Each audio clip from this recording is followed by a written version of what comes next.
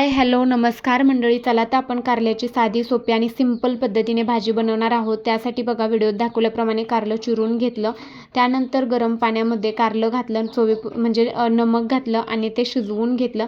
त्यानंतर बघा व्हिडिओत जे दिसत आहे धणे असतील, जिरं असेल, तीळ असतील, लवंग, काळी मिरी, त्यानंतर दालचिनी, असे सगळे खडे मसाले जे घरगुती मसाला बनवण्यासाठी लागतात ते सगळे मी भाजून ठेचून घेतले, अगदी पावडर बनवून घेतली. त्यानंतर कढई गरम करून त्यामध्ये तेल घालून जिरं मोहरी तडतडायला ठेवले. त्यानंतर बघा त्यामध्ये मी खोबरा आणि लसणाचा ठेचा घालून घेतला.